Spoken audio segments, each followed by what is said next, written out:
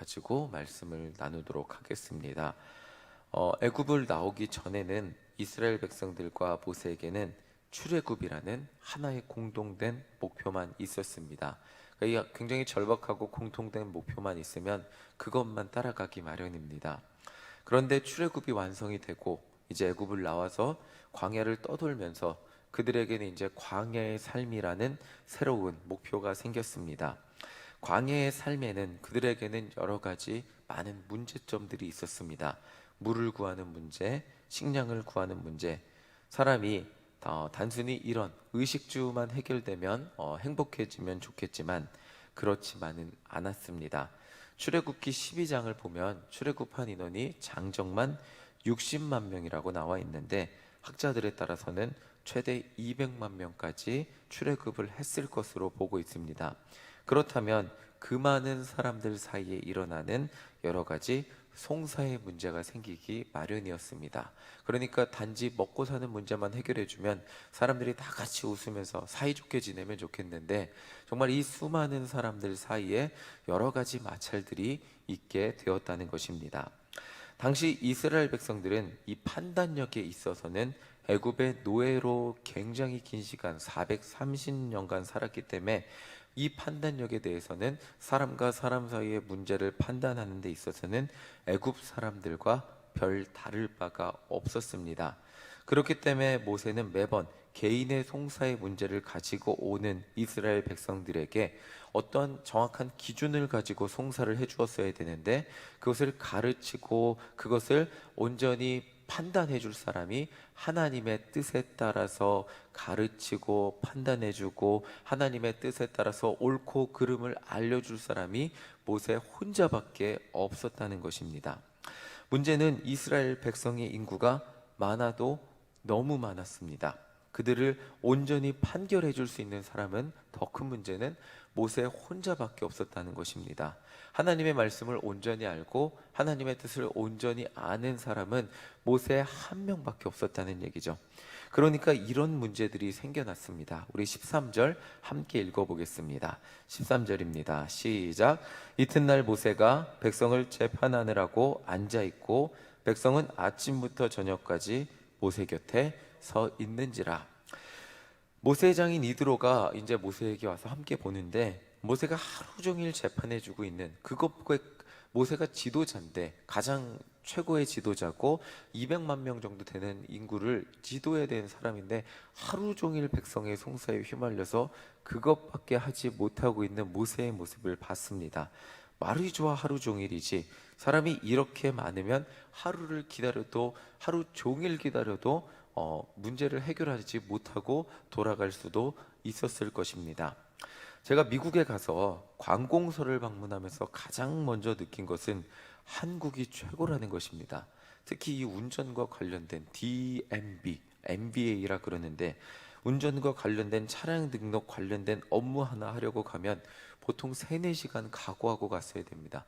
3시간을 하염없이 가만히 앉아 있는데 이게 너무 지겹습니다. 꼼수로 문 열 때 가면 조금 빨리 해준다 그래서 아침 7시에 가면 이미 한 3, 40명이 줄을 서 있습니다. 그리고 문 닫을 때 가면 좀 빨리 해준다고 이제 자기들도 문 닫아야 되니까 빨리 해준다고 가면 이미 그때도 너무나 많은 사람들이 있습니다. 기본적으로 2, 3시간은 각오해야 되는 게 미국의 행정인데 운전면허 갱신하려고 4시간을 어느 날은 제가 기다렸는데 제 서류를 쭉 보더니 너는 외국인이니까 보충 서류를 가지고 와 이런 얘기를 하더라고요. 문제는 4시간 기다려서 한 번에 다 해주면 좋겠는데 다시 이 보충 서류를 갖고 오는 건 문제가 되지 않습니다. 가서 가지고 오면 되니까. 근데 그 보충 서류를 가지고 4시간을 다시 기다릴 생각을 하면 정말 답답하고 화가 나고 다시 오기가 싫은 그런 생각이 나기도 했습니다. 자, 이스라엘 백성들 이보다 더한 기다림 속에 기다려야 했고 모세도 혼자 과중한 업무 속에서 송사를 처리해 줄 하나님의 뜻에 따라서 하나님의 뜻을 가르치며 그들에게 이해를 시키고 하나의 뜻을 따라서 지금 재판처럼 제가 미국에서 재판을 받으러 갔을 때도 마찬가지였는데 저 미국 재판은 굉장히 간단합니다. 제가 운전을 하다가 큰일이 생긴 건 아닙니다.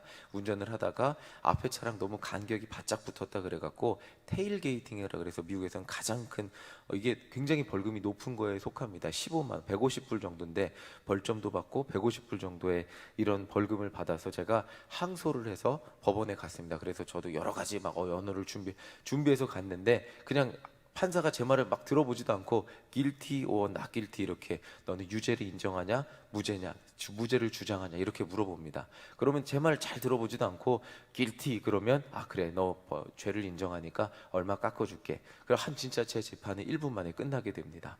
이렇게 재판이 1분 만에 끝나면 좋겠는데 모세의 재판은 그렇지 않았다는 겁니다. 하나님의 뜻을 알려주고 하나님의 마음이 이러니까 너희들 이런 문제에 있어서는 형제가 서로 사랑하고 화목하고 그러니까 서로 양보하고 이해를 시켜줘야 되기 때문에 한 건의 송사당 시간이 상당히 많이 걸렸다는 것을 의미합니다. 이러니까 물론 송사를 받는 사람들은 좋겠지만 뒤에 기다리는 사람 그리고 모세의 입장에서도 비슷하게 반복되는 송사들을 보면서 지칠 수밖에 없는 상황이었다는 것입니다. 그래서 모세의 장인 이드로가 옆에서 보면서 옳지 않다고 말합니다. 너가 힘들다고 말하는 게 아니고 이 상황이 옳지 않다고 말을 합니다. 그런데 모세는 모세대로 이렇게 말을 합니다. 하나님 말씀대로 이 백성을 판결해 줄 수 있는 사람이 자기 자신밖에 없다고 말을 합니다. 저도 모세의 이 말을 들으면서 이 상황을 어느 정도 짐작하고 이해를 할 수 있었습니다. 그런데 모세의 장인 이드로는 이 상황을 해결할 수 있는 방법을 알려줍니다. 자, 20절을 우리 함께 읽어보겠습니다. 20절 읽겠습니다. 시작. 그들에게 율례와 법도를 가르쳐서 마땅히 갈 길과 할 일을 그들에게 보이고. 자, 이드로는 모세에게 모세의 가장 먼저 할 일은 그들에게 하나님의 율례와 법도를 가르치는 역할이라는 것입니다. 그러니까 이게 뭐냐면 하나님의 뜻을 가르쳐서 일꾼을 키우는 역할이죠. 지금으로 치면 제자 훈련이고 말씀 훈련이고 어떤 그 모세의 그 하나님의 뜻을 가르쳐서 모세와 똑같은 마음을 가지고 하나님의 뜻을 가지고 백성의 송사 가운데 있어서 하나님의 뜻이라는 기준을 가지고 옳고 그름을 판결해서 백성을 올바른 길로 인도할 수 있는 지도자를 키우는 것입니다. 그리고 실제로 모세는 광야에서 이스라엘 백성들에게 하나님의 율례와 법도를 최선을 다해 가르칩니다. 이 모세오경에 정말 많은 부분, 우리가 읽으면서 가장 지루함을 느끼는 부분이 다 이 율례와 법도 부분이죠. 이 율례와 법도 부분을 굉장히 최선을 다해 가르칩니다. 그 다음에 이드로는 모세의 할 일을 알려줍니다. 우리 21절, 22절 함께 읽어보겠습니다. 시작. 너는 또 온 백성 가운데서 능력 있는 사람들 곧 하나님을 두려워하며 진실하며 불의한 이익을 미워하는 자를 살펴서 백성 위에 세워 천부장과 백부장과 50부장과 10부장을 삼아 그들이 때를 따라 백성을 재판하게 하라. 큰 일은 모두 내게 가져갈 것이요 작은 일은 모두 그들이 스스로 재판할 것이니 그리하면 그들이 너와 함께 담당할 것인즉 일이 내게 쉬우리라. 모세가 이렇게 하나님의 법도를 가르치다 보면 능력 있는 사람, 그 중에 이 눈에 띄는 사람이 보이게 될 것이고 이 사람들을 백성의 지도자로 삼아서 작은 일들을 그들이 재판할 수 있도록 하고 꼭 모세가 봐야 되는 큰 일만 모세가 재판을 하도록 이드로가 권면을 합니다.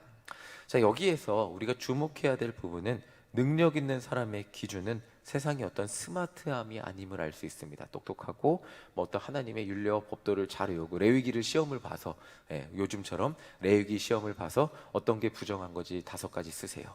뭐 제사의 종류 몇 가지 쓰세요. 뭐 제사의 종류 뭐가 이런 것이 아님을 알 수 있습니다. 이 당시 모세를 도와 이스라엘 백성을 지도할 지도자의 기준은 바로 하나님을 두려워하는 사람, 진실한 사람, 불의한 이익을 미워하는 사람이 되어야 한다는 것을 말씀을 통해 알 수 있습니다. 이것은 오늘날 교회의 지도자의 기준도 이래야 함을 우리는 어렵지 않게 알 수 있습니다.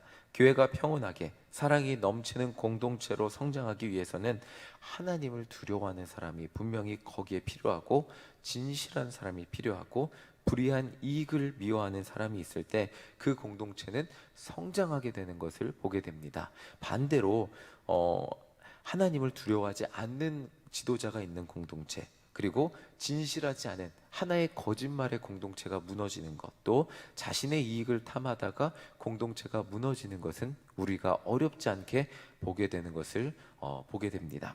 그래서 모세는 장인 이드로의 말을 따라서 사람을 세우고 모세를 도와 이스라엘 백성들을 인도할 조직을 정비할 수 있게 되었습니다.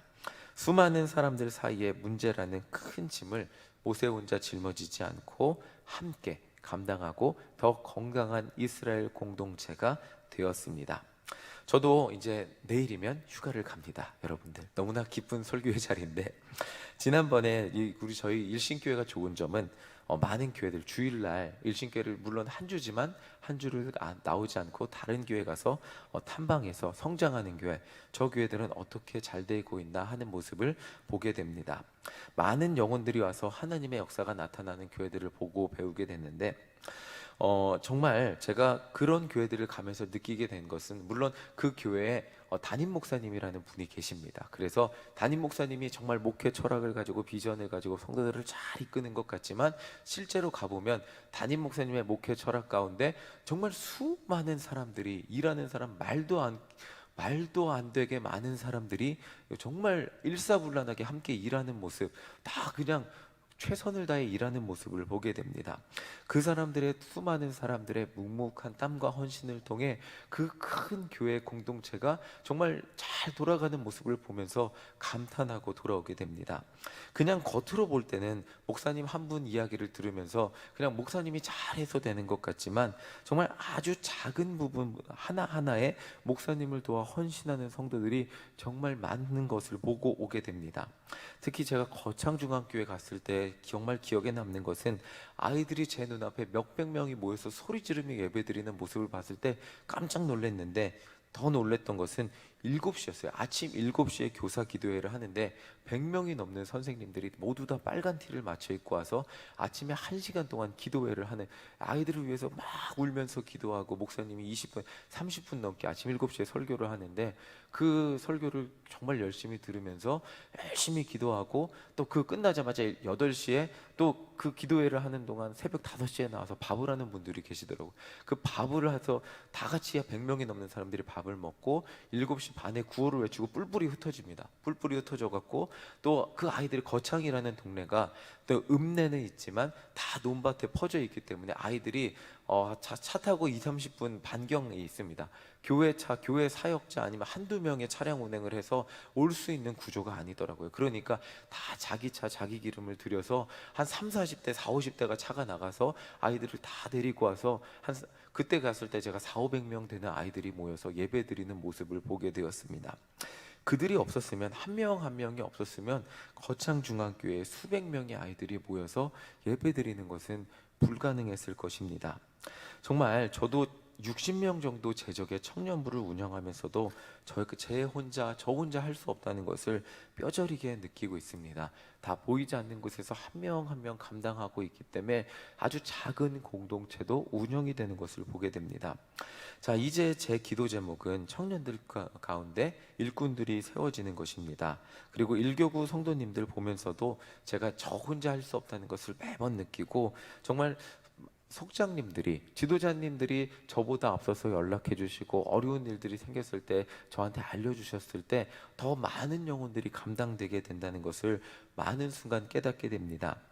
자, 모세가 했듯이 우리 일신교회에 수많은 다음 세대 일꾼들이 세워지는 은혜가 있기를 간절히 소망합니다. 다른 어떤 기준이 아니라 하나님을 두려워하고 불의를 미워하고 정말 진실한 일꾼들이, 다음 세대 일꾼들이 세워지는 은혜가 있기를 간절히 소망합니다.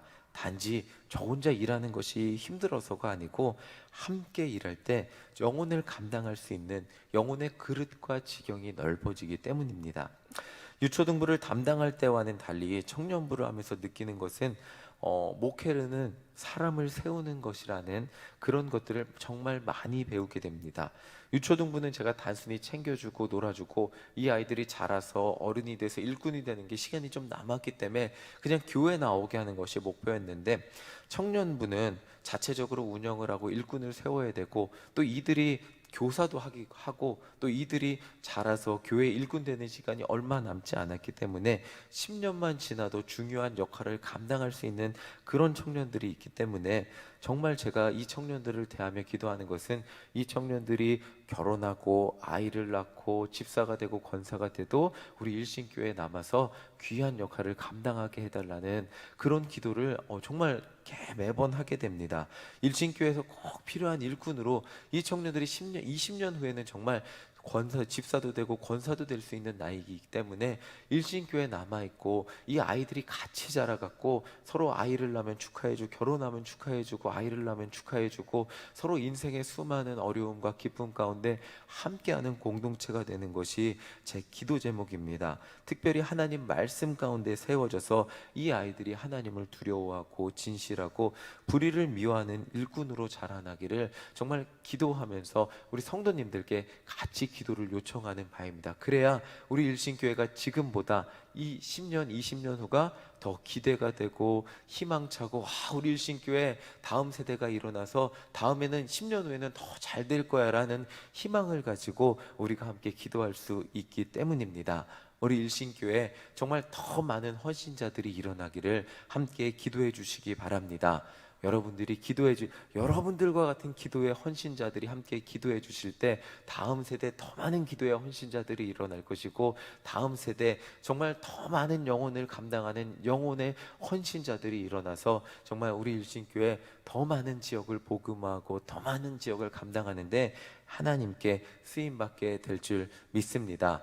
우리 담임 목사님의 목회 비전이 정말 아주 우리 청년들까지 그리고 우리 교회 학교까지 정말 아주 끝까지 아주 작은 곳까지 함께 공유되어서 공감되어서 한 마음으로 영혼을 사랑하고 한 마음으로 영혼을 구원하는데 정말 한 마음이 되고 한 공동체가 돼서 함께 나아갈 때 다음 세대 가운데 그리고 수많은 영혼들 가운데 우리 영화부까지 정말 영혼 구원을 위해 한 마음이 되는 우리 일신교회 다음 세대를 키워가는데 정말 부흥의 역사가 일어나는 우리 일신교회 그런 일꾼들이 많이 자라가는 우리 일신교회 되기를 간절히 소망합니다. 아멘. 이를 위해서 함께 기도해 주시기를 간절히 소망합니다. 아멘. 우리 찬송가 220장 함께 찬양하겠습니다. 찬송가 220장입니다.